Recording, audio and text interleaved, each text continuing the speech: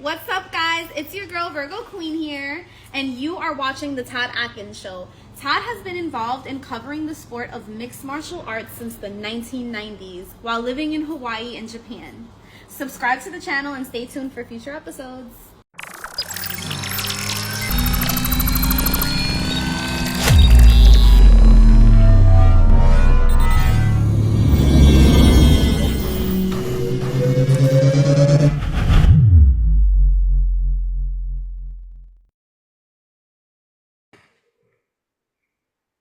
All right, this is Todd Atkins. I'm here with Aria Wild, upcoming boxer, influencer boxer, creator, model, ring girl, everything. And I just want to give you a chance to, for anyone who maybe hasn't seen you, to kind of introduce yourself a little bit. Hi everyone, thank you for having me on the show, Todd. So I'm Aria Wild. I started off as a freelance model around 4 years ago, doing kind of like lingerie, swimsuit, glamour, and then I went down the content creation route, working on the famous platform OnlyFans. Um, and then I've always been into the gym. I had a background of gymnastics for 13 years, dancing, track and field, and someone in my local town advertised that they were looking for a ring girl, and a couple of people tagged me on this Facebook post, and I thought I didn't really know what to expect, to be honest, because I hadn't really watched any boxing. So I thought, oh, it can't be difficult. Let's just go for it. It's adding another string to my bow. And as I was watching the show, the boxing, I thought, oh my God, I feel like I'm on the wrong side of the ropes. I feel like I really want to get in there.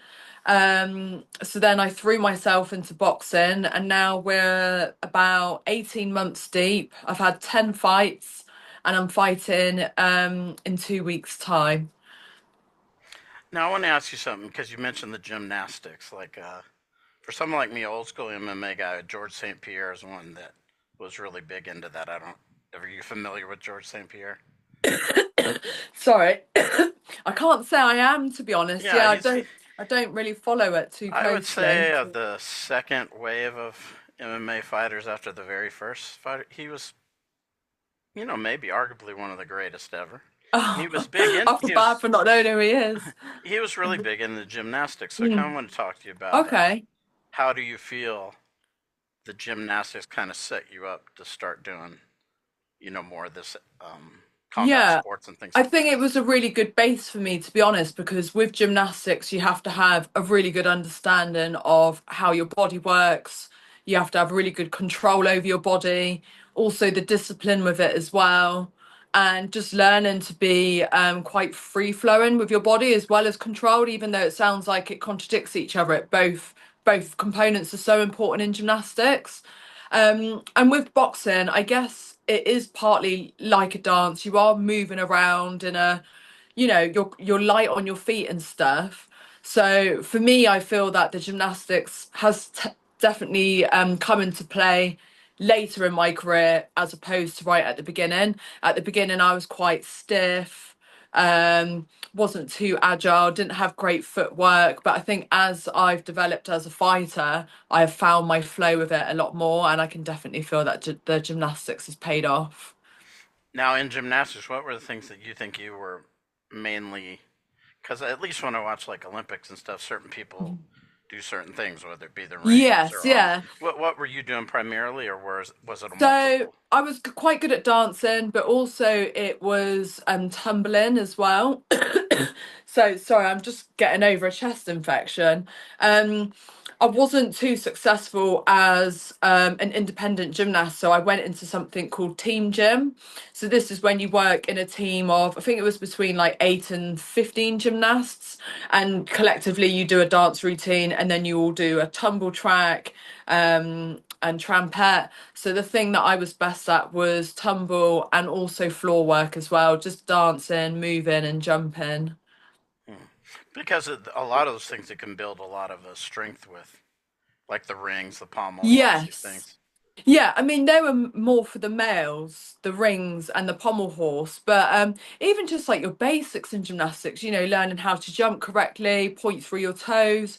With gymnastics, it's an extension from the very top of your head to the tip of your fingers to your toes. And I feel like with boxing, it's very much the same thing. When you're throwing your punches, I mean, before I started boxing, I thought it's probably just going to come a lot from your arms, your shoulders, and maybe your chest and triceps, but so much of it comes from your feet. And that's where I can really see the correlation with gymnastics, dancing, and boxing. Now, did you stay with it while you've been doing this as well, or did you kind of get away from it? No. Yeah, so gymnastics, I stopped when I was around the age of 17. So I went to the European Championships with my team. I think we came like 11th. We did quite well. And when we came back to the UK, so we competed in Czech Republic. And when we came back, I kind of felt that I had fallen out of love with the sport quite a number of years before I left. And I was holding a little bit of resentment towards my coaches and just being in the sport. And I felt that I want to do something competitively, but I just didn't really know what it was. So when I left, I was completely lost. Didn't really know where I was going with my life. Was quite unsettled. And then when I was around, it must have been about 10 years ago actually, I got diagnosed with hypothyroidism, Graves' disease. I had a total thyroid extraction, and I was training with a guy who was doing a little bit of kickboxing with me. Nothing too technical, mainly just fitness stuff. And he said, look, you should qualify as a personal trainer, educate yourself in exercise, educate yourself in nutrition, because I had to put on weight for this operation. So I went to college. I fell in love with going to the gym, and I felt like I found myself again through exercise. I did a couple of local shows and bodybuilding, and they really just were not for me. And then, yeah, it was only recently, well, nearly 2 years ago, that I started boxing. So all of the gymnastics, all of the dancing, all of that has been left. Yeah, I've not dug any of that back out. And to be honest, I think for me, it's not something that I would be interested in doing unless I knew it was going to complement my boxing. And my coach, who's my husband, would say, if he was saying, right, you need to go back to gymnastics to do this, this, and this because it's going to benefit you boxing wise, then I would go. But for me, there's just no enjoyment there anymore. Yeah. Um, Tell me when. I mean, I know you went to be a ring girl. Is What year was that when? Okay, maybe I need to do this boxing thing. So I started ring girding. It would have been, I think it was 2 years ago now. Yeah, it must have been 2 years ago. And it was just like a local white collar boxing show, quite mixed standards of boxing on there. And I was watching and I thought, oh my God, I've always had an interest in fighting anyway, just whether it's been on the telly or I've got older brothers, if they had been, up to no good on the weekends or whatever, and they'd been into a fight or any of my boy mates, I'd always be, oh, really show an interest in it. But I never had the opportunity to actually endeavour in the sport because my parents had heavily invested in me doing gymnastics and dancing and stuff. And I think for them, they wanted, like a typical girl doing girly things where that was never really my thing. I was more like one of the boys. But yeah, I was at this show and I was watching, I thought, okay, I really want to give this a go. And I started doing a little bit of pad work, fitness stuff with my old gym manager. And then I ring for another show and I started doing a little bit more pad work. And I was toying in my mind. I thought, oh, I really enjoy hitting the pads. I really love doing interval sprints. I love doing all of the training. Maybe I'm too old to box. Maybe I should just join a sprint club, but I know I need to do something competitively. And then anyway, I just carried on posting online, and Pepe, who's now my partner, we weren't together then, messaged me and he said, look, if you want to box, you need to get yourself a proper boxing coach. He explained, it's such a dangerous sport. You need guidance, you need a proper coach, you need to get all your basics done. And I thought, well, why don't you teach me? If you're happy to coach me, because I knew he was coaching a lot of pros. And then I had a session with him, and that was it. I fell in love with him. I fell in love with boxing, and here we are now, 10 fights deep. Now, when you said you were posting online, what do you mean? You're just posting about boxing, or were you It was posting just your post. training, or? Yeah, it's just posting my training, just doing like, it wasn't even like proper combinations or anything. And that's not taking anything away from my old manager that was padding me. It was just fitness stuff. And I was a lot bigger. I was about 10 kilos heavier to what I am now. I was carrying a lot of muscle, wasn't really doing any cardio. I just loved weights and I just loved moving my body. And I started hitting pads and I thought, oh, no, I really enjoy hitting pads, but I don't know maybe if I've kind of missed that gap to throw myself into it competitively. I know, people say age is just a number, but when you're doing something like combat sports, you have to make sure that your brain is completely there. And I thought, I've come into it so late, I don't want to come into it and then people just think, oh, she's not taking it seriously or she's too old. So what we did, we were training. I went away for about a week to Portugal for a modelling trip. And at this point in my life, excuse me, at this point in my life, I just felt very lost. Mm, I was happy, but I didn't really know what direction I was going in with anything. And I came back to England and I started training with these group of boys that live in my town that fight on the show that I was ring girling for. And then I said to Pepe, it was about 5 weeks away from the show at Christmas, and I said, oh, I want to fight. And he was like, it's you got 5 weeks, you've not had any sparring. And I was like, please, please, I can fight. I'll be fine. I'll be fine. And that was it. I had my first camp. Within 5 weeks, we were not quite there, but I said to him, look, I can defend myself and I can show you that I'm a fighting person. I'm not going to quit. I'm not going to embarrass you. I know it's not going to be unsafe. And since then, I just absolutely love it. Now, let's talk about when you first get into the gym. I trained in a boxing gym in Hawaii for many, many years. What do you think you were picking up the quickest personally?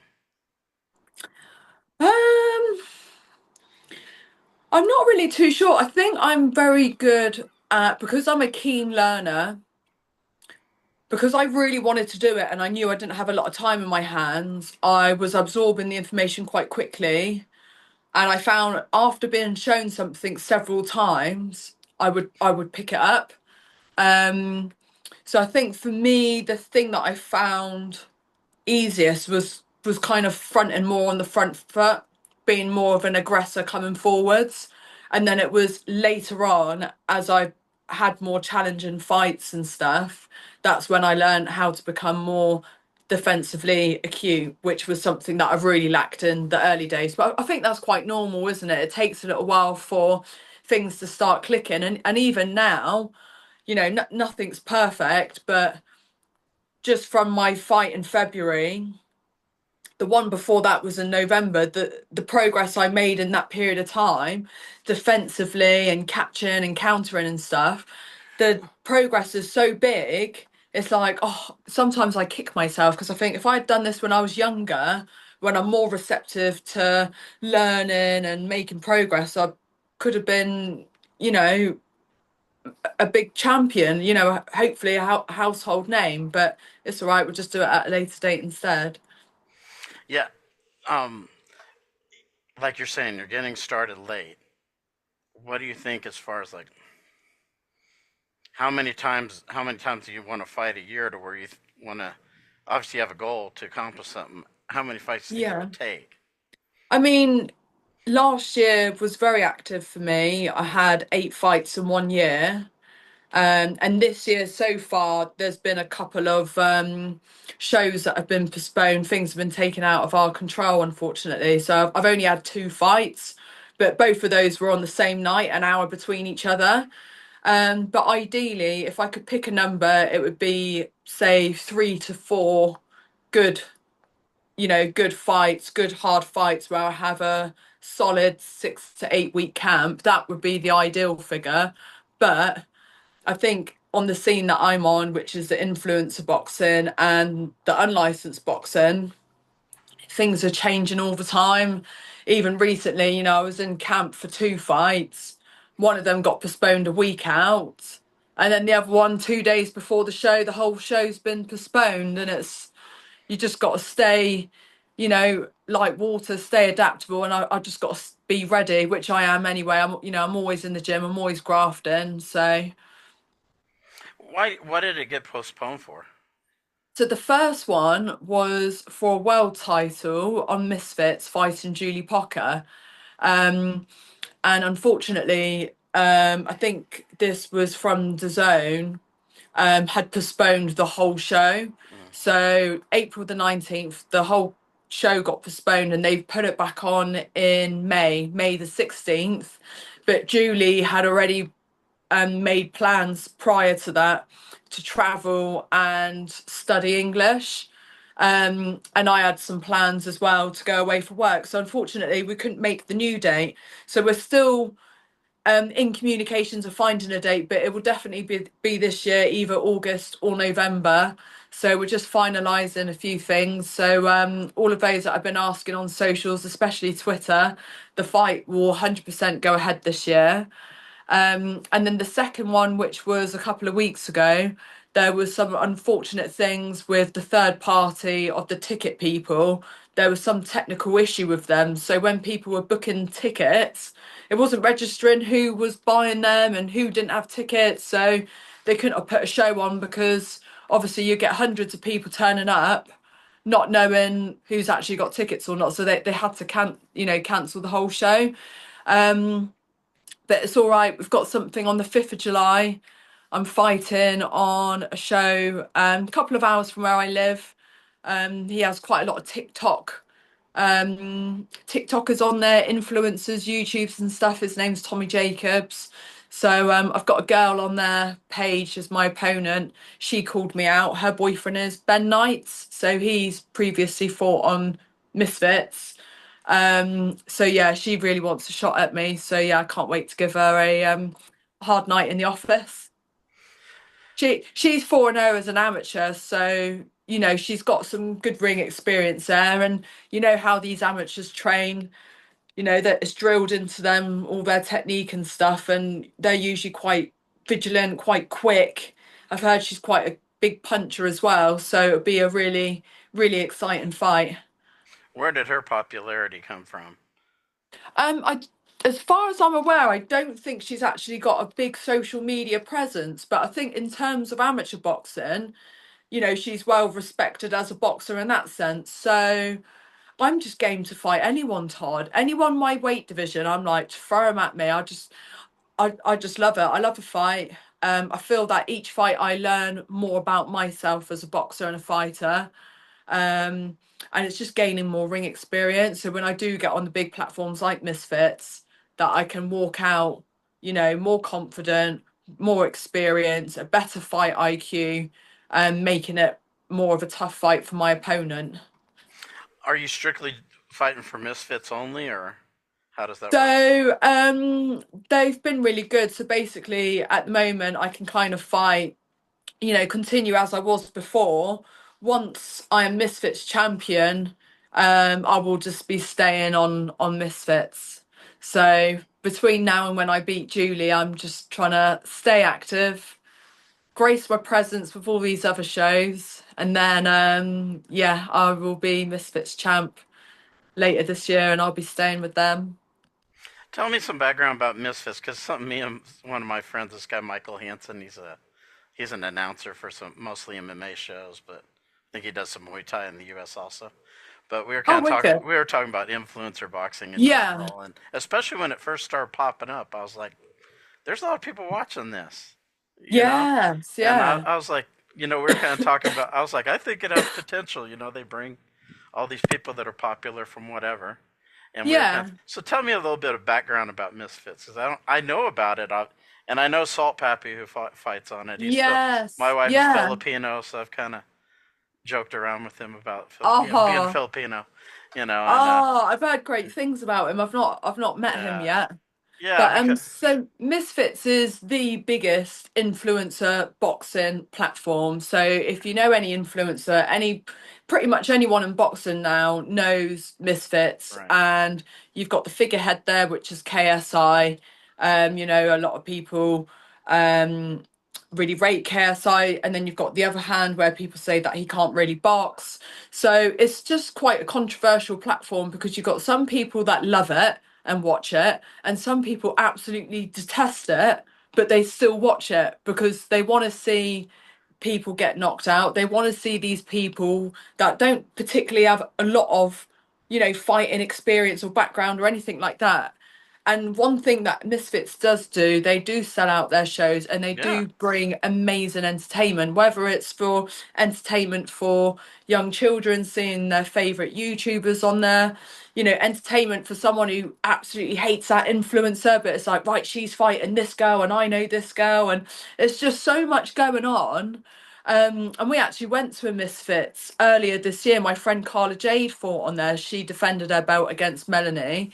And the atmosphere there was just phenomenal. Like, it was so well organized and run on the day. The crowd is so lively, and it's like each fight you can't take your eyes off them because you just really don't know how people are going to box on there, and that's what I quite enjoyed about it. Obviously, pro boxing, you've got high skill set, all the technical side of things is there. Entertainment is, is good as well, but sometimes it does get a little bit predictable. It is a little bit samey because, there are people that have learnt this craft all of their life, where with the influencers, it's just like you see all sorts in there. I mean, I've seen someone spinning around in there like a tornado. I mean, it was absolutely nuts. It shouldn't have ever happened, but it did, and it was just hilarious. But I love it. I think um I can understand why people, your proper boxing people, your pros and your amateurs have a dislike to influencer boxing because you've got people that possibly don't take it as seriously. They don't train as hard or half as much. They haven't dedicated their whole life and soul and made big sacrifices like amateurs and pros. But one thing they have done, they've worked so hard on their socials to gain such a big fan base. Misfits don't put any pressure on people selling tickets because the show, it does just sell itself. And that's one thing that the influencers bring. We bring great entertainment and we bring a bloody great big audience with us when we do it as well. So yeah, I'm all here for it. Tell me, like, when they approached you, was it just, hey, do you want to fight? And it was that easy, or did you have to Oh, think it about was, it?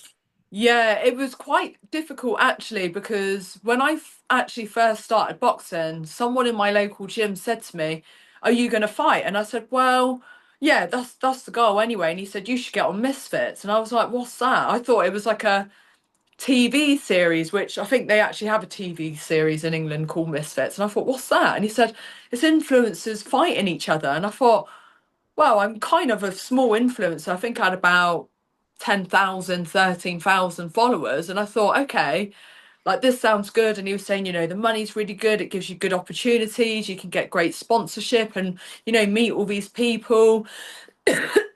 And I said to Pepe, my partner, I said, look, when I said I wanted to fight, I said, I want to do some white collar boxing because I think that's, good starting point. I said, but I've heard about this platform that's called Misfits. And even he was like, what's this Misfits thing? And I said, look, it's just meant to be the best thing for influencers. I want to do it. And he was like, okay, right, let's go for it. And after my third fight, which was against Chris Cyborg, that's when I saw Julie Pocker online, and I thought she is really eye catching. She's got a very strong athletic build. You can see she's a seasoned fighter as well. Her platform's huge. She's got like 2 million followers or something like that. And she is Misfits champ. She is number one in women's pound for pound influencer boxing. So I thought, right, I'm going to put a dart on her head. That's the one that I want to go for. And I knew I wasn't ready yet. So I thought if I just stay active and I have to keep growing my socials because that isn't one thing that they're looking for, but they obviously it's an influencer show. They want people with good social media presence. I thought if I keep taking the right fights with, good tough opponents, good 50-50 fights, show them that I can box, show them that I can promote a fight, and show them that I'm a good person generally just to be around. I'm sure I'll get it. And Julie and I had a little bit of a back and forth on Twitter. She called me stupid and stuff like that. And I thought, okay, right, I've got her. I've got her attention now. Um, and then no, Mams Taylor, who runs Misfits, was saying that on Twitter, who's Julie going to fight? They can't find an opponent for her. And I thought, well, fuck it, I'll do it. Like, I'll do it. I don't know really how much she weighs. I thought she was a lot heavier than what she is. No disrespect to her, she's just very solid. And my friend Carla had messaged Mams and said, look, why don't you get Aria to fight Julie? They're similar weight, similar experience. She's growing her platform as well. And then a couple of guys that we had met at the Cyborg fight, who are now my management, Colossal Combat, they put my name forwards as well. And then, yeah, Mams called me on I think it was like a Thursday evening or something. And gosh, I was just shaking with sheer excitement because it was a call that I was waiting for about a year. And I was just so happy, Todd. I was absolutely buzzing. Now, what's his background, Mams Taylor? In all honesty, I don't know much about his background. I believe he was actually born in the UK and then he moved to America. I just know that he likes his cowboy hats, he likes his horses, and I do see him with the occasional whip. But other than that, I can't honestly say that I know much about him as a person. But the communications that I have had with him have always been, really friendly. He's so warming and understanding, and he's just such a great guy. So I'm really looking forward to meeting him when I fight on his show. Now, let's talk about Cyborg. Obviously, for someone like me who's been around MMA from the beginning, basically, Yes. Cyborg is Cyborg, to all of us. Oh So, yeah, she's an absolute beast in the best of ways, isn't she? yeah, so when they approached you about fighting her, did you know who she was? What was that like when they approached you to To fight be her? to be honest, Todd, I live in a world where before I started growing my social media, I don't watch telly, I don't really listen to music, I don't know who any celebrities are. So I could be stood next to someone who's ultra famous and I wouldn't know who they are. So I in all honesty, I didn't know who she was. And Pepe was like, you don't know who Chris Cyborg is? Like, come on, let's just like Google her. And I Googled her and I was like, oh my God, she's the most feared woman on the planet. Like, she created a whole division in MMA. Like, she's not just a fighter, she's a legend. What she's done for MMA, she is a legend. And I started watching her fights on YouTube and I thought, oh my goodness gracious me, like she is fearsome, like she is terribly scary, but I've got an opportunity here. And the way that it was presented to me was that it would just be a exhibition fight. So I thought, oh, perfect, 16-ounce gloves. It's my third ever fight. I've only been boxing for 6 months. I'll be fine. And then we got the contract through, and it wasn't an exhibition. It was a fight in 10-ounce gloves, which I'd never fought in before. And I thought, oh my God. Pepe said, I've got no interest in you fighting her at all. She is a killer. Yeah, she is a seasoned fighter. She's lived and breathed combat sports for about 18 years.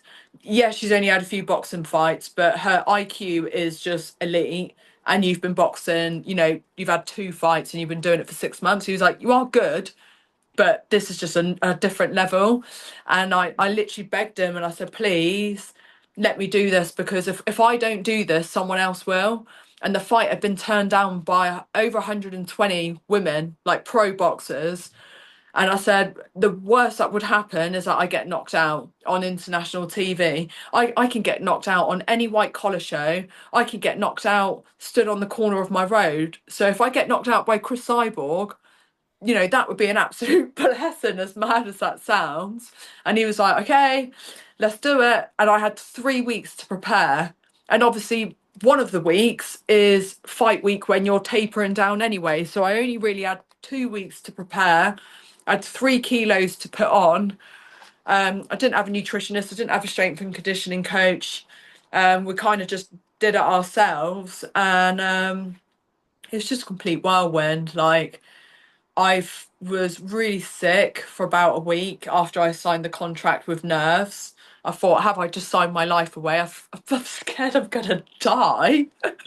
As dramatic as it sounds, I was just shitting myself, and I thought I've got to soak this up because this is once in a lifetime opportunity. You've got women, hundreds of women that will stand there, and men, and say, I will never fight Chris Cyborg.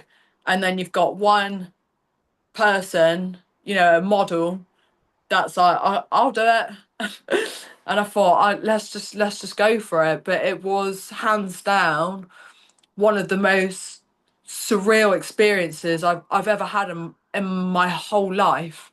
It was just incredible. And if I could do it again, as mad as it sounds, I would do it again.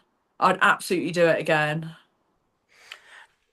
Now, when the contract came back and it wasn't what you expected, how many conversations between you and Pepe did it take to It was only did it only really, take one or did it take I think it 12, was just one 15? conversation. I Really? think it was just one conversation. I think he could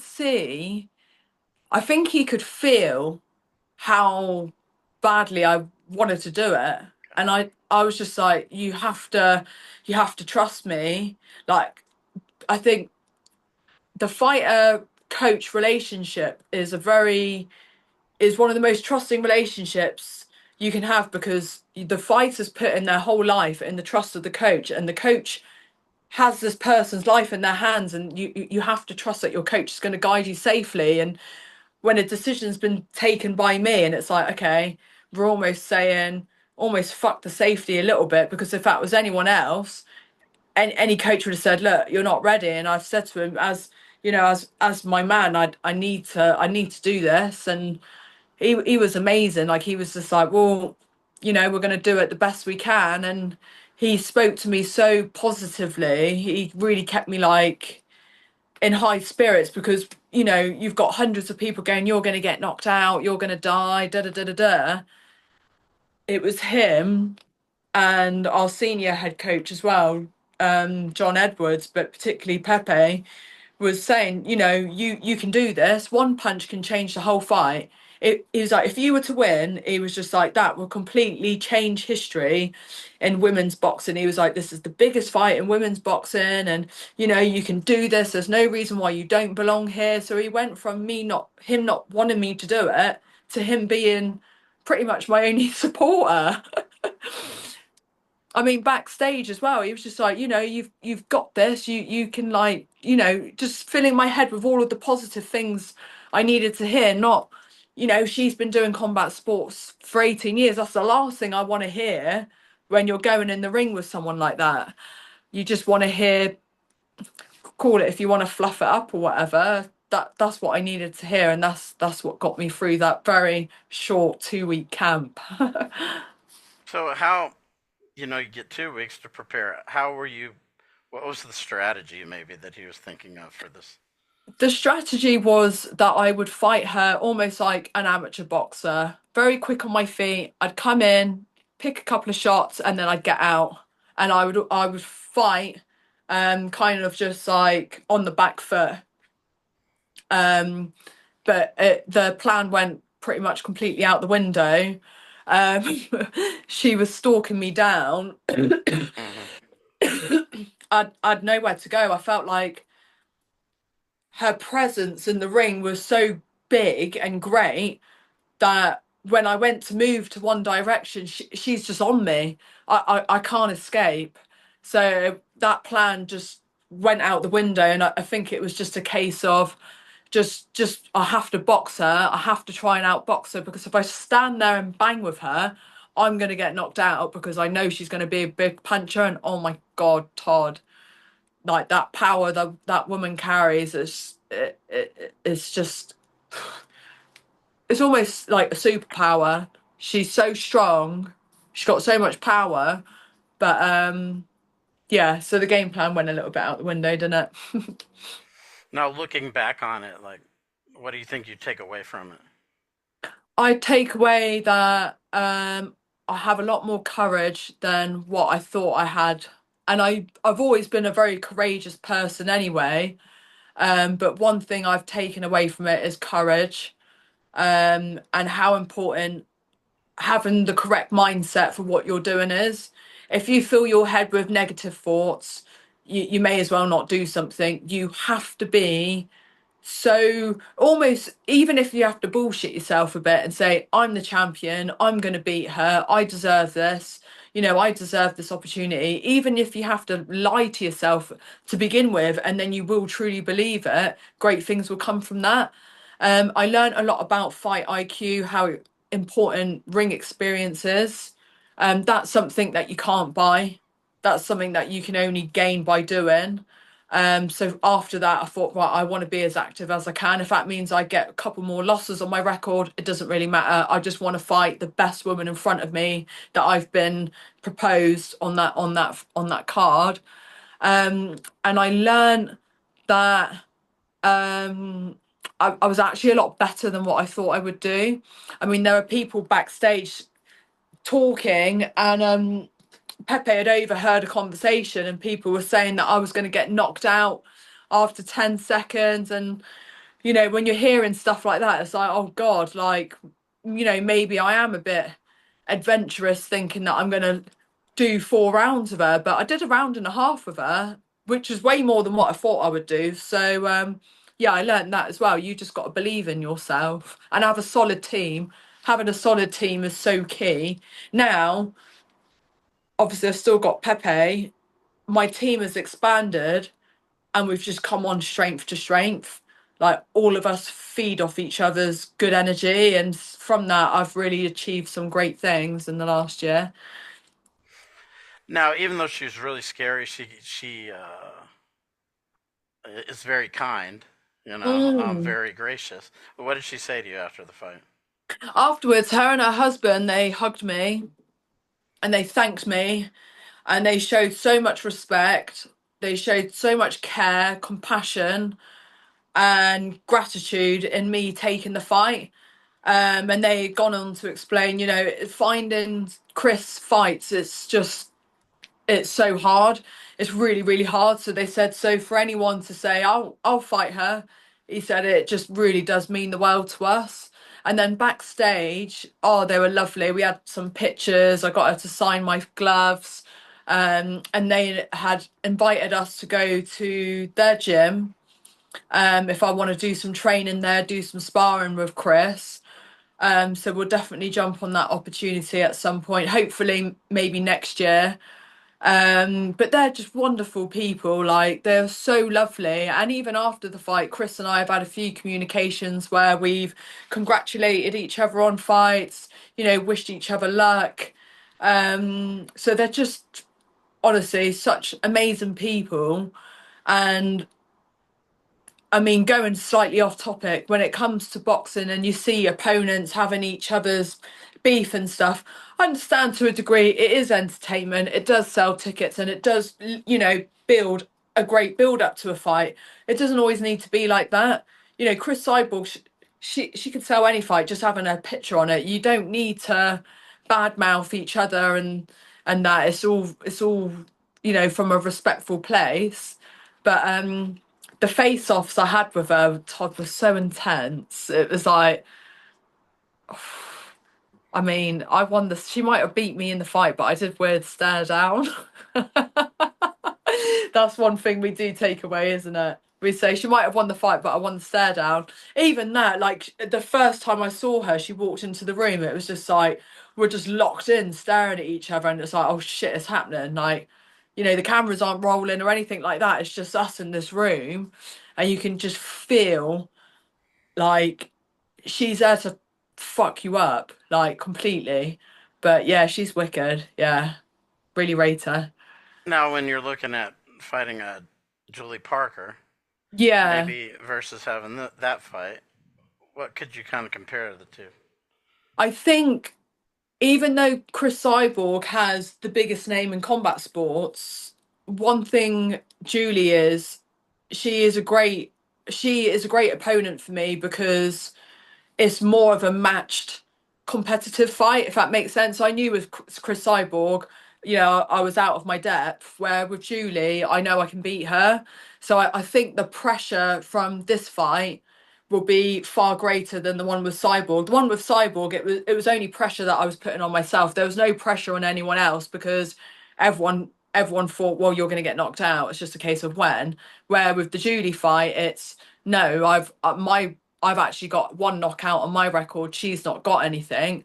Experience, we've got the same fights. So I think for this fight, it's going to be huge. In terms of influence of boxing, this will be, up there with the best women's influencer fight because the other one you've got is Paige Van Zandt and Elle Brooke. That was a phenomenal fight. Again, Elle Brooke, she was only boxing for 2 years, stepping in the ring with Paige Van Zandt, seasoned fighter. She's done multiple combat sports and she won that. And it just makes you think, blimey, like for her to get in the ring after only boxing for 2 years is phenomenal. And to win, she knocked her down in, I think it was the first round as well. It's just incredible. So after watching Elle, oh, they got a draw, sorry. After watching Elle draw with Paige, it's like, right, it's really given me a lot of confidence for this fight with Julie.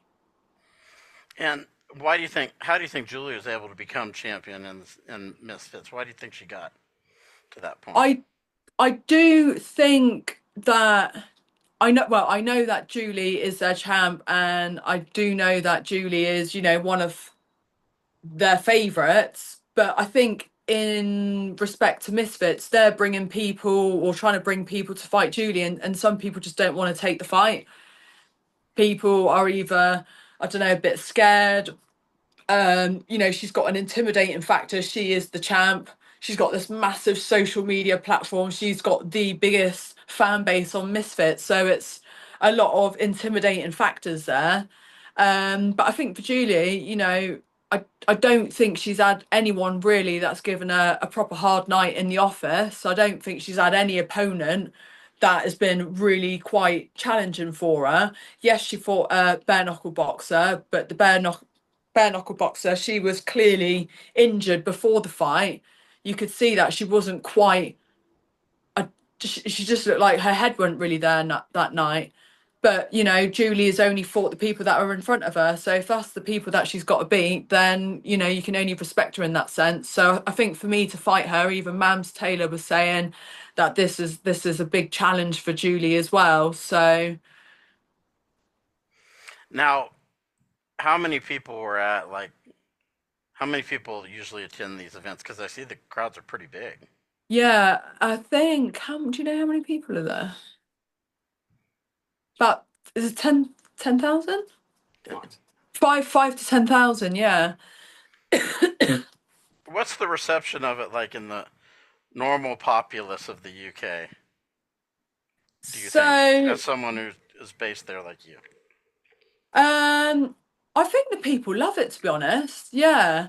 I know online there were a couple of upset fans where the show has been postponed a couple of times, but I think that's normal. You're gonna get that. You're always gonna get people that aren't satisfied, and that's okay. I think that's a really good thing because it always gives the promotion something to work towards. If the show was perfect, people would get complacent. But in terms of the crowd, they're so receptive. Like the show that I went to beginning of this year, the crowd's going crazy. No matter who's walking out, everyone's just buzzing. Everyone's just so happy to be there. They've got the music right, the ring's perfect. Like everything is just so perfectly run. So I think whether you're into, the white collar boxing or the influencers or pros or whatever it is, there's entertainment there for all the family. And it really was all the family. Like you got people there with their kids and stuff, and yeah, it's just nuts. If ever you can go to one, you should get yourself there. But I mean, among like let's say mainstream news, does this get much coverage or no I in the think UK? in the I'm not too sure about the mainstream news. To be honest, I've not watched the years. I've not watched the news for about 20 years, so I couldn't say too much. I couldn't say too much. But I know on obviously on social media, it's like it's everywhere. Even people I know in the small town that I live in, they're not into boxing, but they'll, when I bump into them, they'll say about misfits and stuff, and it's like it must be pretty big for people that aren't into boxing to be talking about it. So you get recognized because you're in Misfits, or do you think it was other things you Yeah, do also? it was. I think it's been a combination of things from modelling. Before my modelling years, I was a personal trainer, and I was just kind of like out a bit on the party scene a bit as well. But since I took the fight with Cyborg, that's when my profile started to really grow.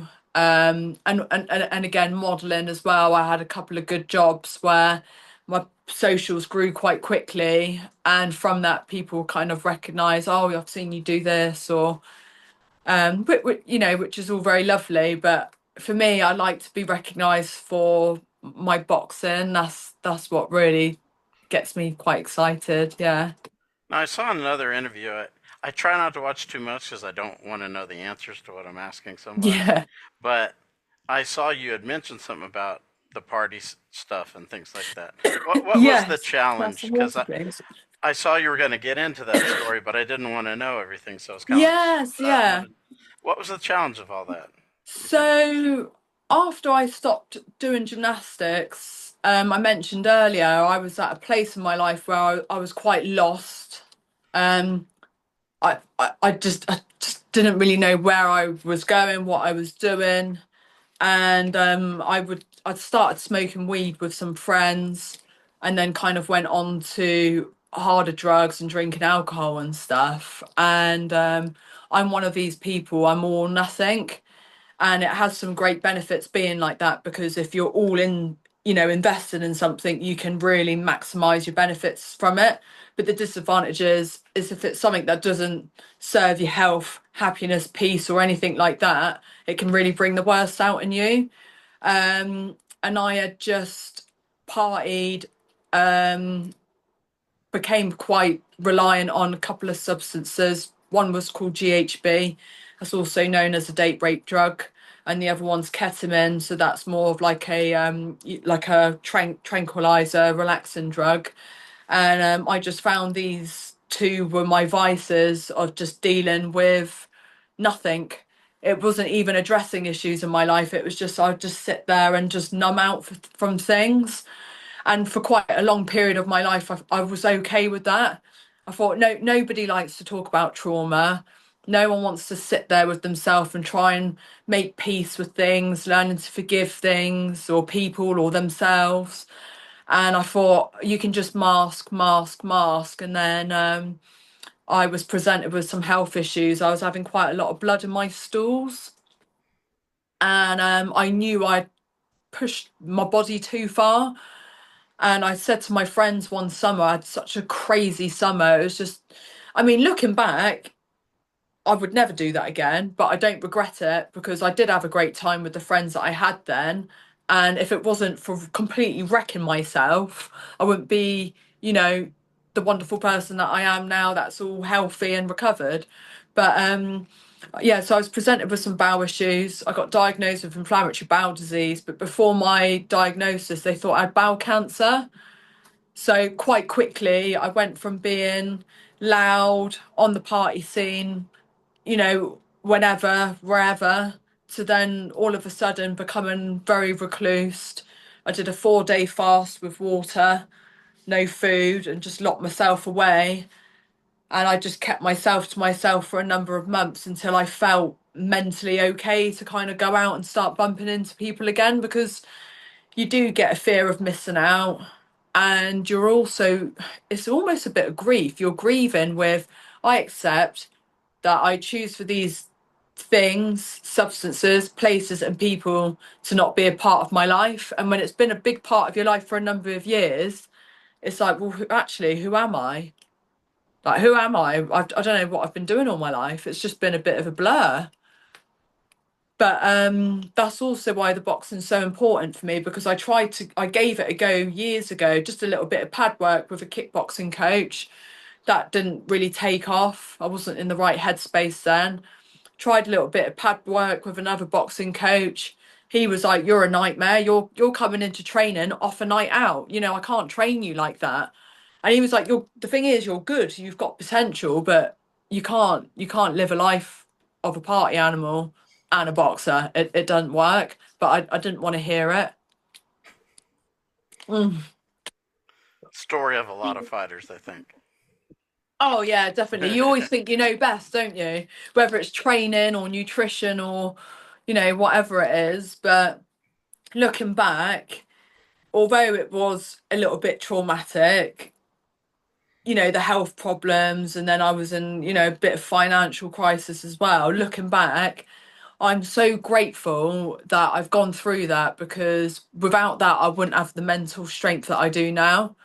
If I'm really struggling or in training, or I'm like, oh my God, this is getting too much, I think the shit I've put myself through, nothing can be compared to that, because that was hell. Like, that was pure hell. I was like super depressed. Things weren't good, and now life is bloody great. Yeah, people think it sounds good to do that, but Yeah, they're I lost think if you souls, aren't ask a they? lot of people that have done it, Yeah. it's not as good as people think.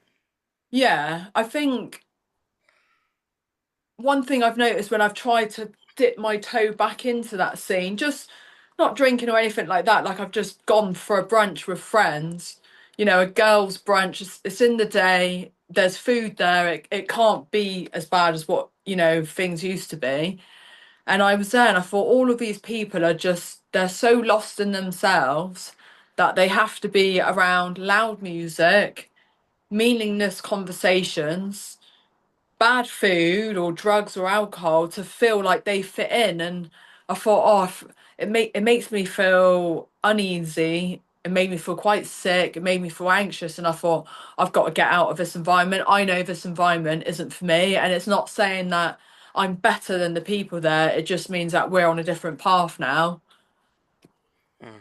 Yeah, I think a lot of times it's like that. Like if you leave your hometown or whatever, and you're Yeah. traveling that. Like I went in the military for a long time and came back, and you see the same people, and they're kind of the same way they've always been. You know. Yeah. And it can be, I could imagine that's quite hard for you as well, because you go back and you think, is it me? Is it me? That's the weird one, da da da da da. And it's like, it is you, but it's you in a positive way. It just means you've outgrown your environment, and that's fine. And I think as humans, we have many skins that we wear, and we wear many hats through life, whether it's a mother, a daughter, a fighter, or whatever it is. And as we go through these different challenges and phases, a part of us will shed, and it's like, it's okay that you've outgrown that person that you once thought you were. It's okay to say, do you know what, I'm not about that life anymore. And I've had friends that have messaged me like, oh, I haven't seen you for 2 years, do you want to meet up and have lunch? And it's just lunch, and I could go, but I know it's not for me anymore. So I just have to be honest, and I have to say, I'm very grateful that you still think of me, and I'm grateful for that you care for me and for your support, but this doesn't serve me anything anymore, and I wish you the best, but you know I've taken a different path now, and I'm happy to leave it there. And some people like it, some people don't like it, and that's fine. It's just part of life, isn't it? You can't go through life being liked by everyone. It's unrealistic. Hmm. You don't feel any like guilt from that at all? Because Not at all. It's challenging to me. Yeah, it is challenging. I think the reason why I don't feel guilt, it's not because I'm not empathetic. When I was having my bowel problems, I often had periods where I felt very low, and I was physically very unwell, and mentally very unstable.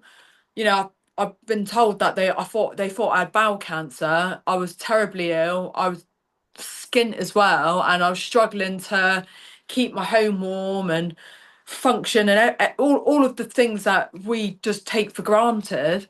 And there have been times where I'd said to my, friendship group at the time, I'm really struggling mentally. Is anyone free tonight? They're all off to the club. Oh, Yeah. Oh, you'll be okay, mate. You'll get through it. And it was just like, when it's time and time of that. And when I did this 4-day fast, it was like I had had this spiritual awakening. I can't explain it. And then I went into the sea. It was almost like, I don't know if I baptized myself. I can't even explain it. It sounds so profound and crazy. After that, I made a promise to myself, you can't feel, if you've got good intentions and you make a decision for yourself, that's to better yourself, you can't feel bad because someone else is upset. That's their shit. That means they've got to work on themselves. And if I feel a certain way because someone says no to me because they're protecting their peace and I feel shitty from it, that means I've got work to do as well. Hmm. That's an interesting way to look at it. Yeah, definitely. Otherwise you walk through life carrying everyone's shit, don't you? You can't get through life carrying everyone's shit. It's bad enough carrying your own shit. Yeah, it's like if someone said they didn't want to deal with me, it might make me feel angry at them. But you're saying you need to work on yourself. Yeah, like why is it you feel the need to feel rage, anger, upset because someone's saying, I choose to not do this because this doesn't serve me peace, joy, happiness anymore?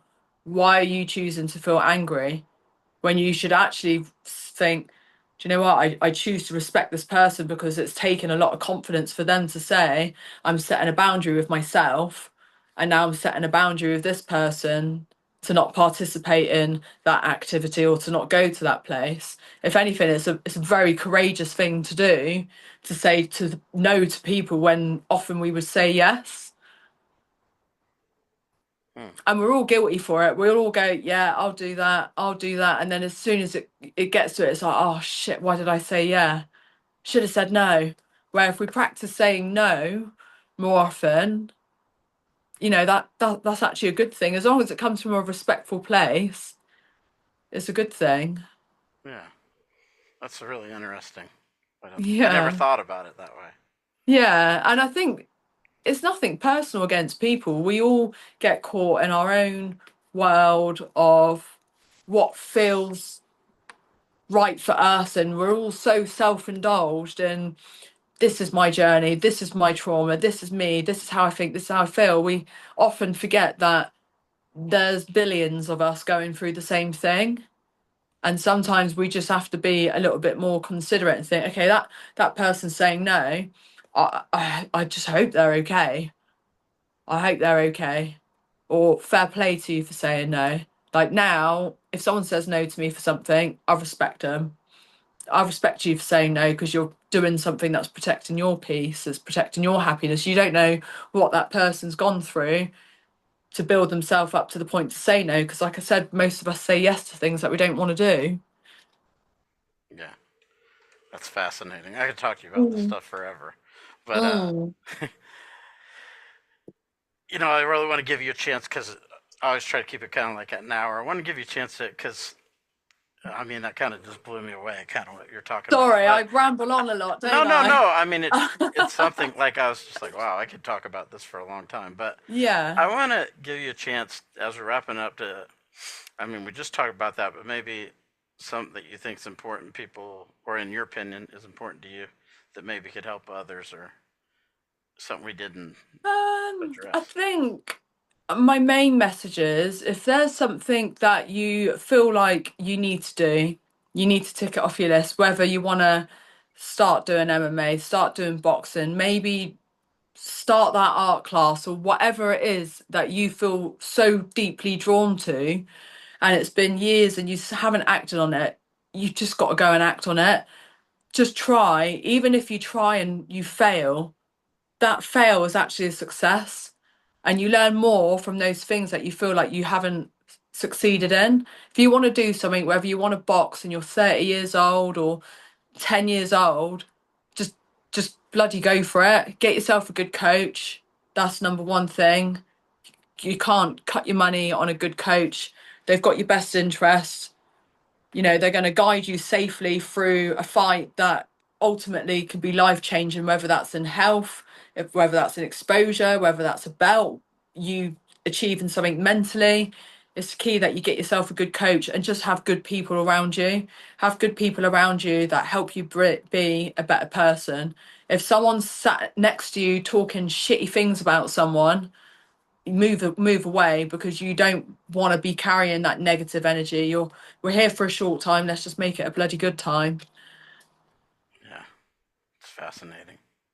What you had just talked about, I'm serious. It's like I never looked at it that way before, and it's just like shit, like that's kind of what I was when you were saying that stuff. I was like, damn, yeah, Mind bending things. And I put a lot of it down to doing the substances I used to do. I dabbled quite a lot in psychedelics, psychoactive drugs, and I did a lot of reading into it about how it can change your brain and your perspective on yourself and life. And when you change your perspective on yourself, you can understand the way other people think and feel. And was reading a lot of like self-help books. So through my recovery, not also was I healing myself physically, repairing my gut, repairing my bowels, I was healing myself a lot emotionally, mentally, and perhaps spiritually as well. And often I detach myself from those sorts of things. I get caught in the rat race of trying to earn money and, building a social media following and looking a certain way and performing a certain way in the gym, when ultimately the only thing that really matters is peace within ourselves and just being a good person.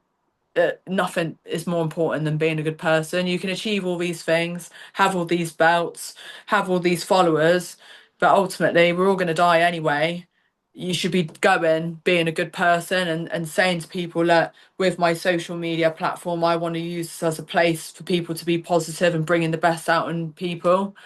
I get a couple of trolls online, and I said to Pepe tonight, usually with trolls, I just kind of laugh them off. Sometimes I argue back, depending on what mood I'm in and what I'm feeling that day. And the other night there was a few of us that were having back and forth with this troll, and then I had one today, and I thought I'm actually going to inbox him and ask him like, what makes you feel like you can speak to someone like that? Like, how do you know what mental state I'm in for you to project yourself onto me? I'm a daughter, I'm a mother, I'm a sister, I'm somebody more than just the picture that you see.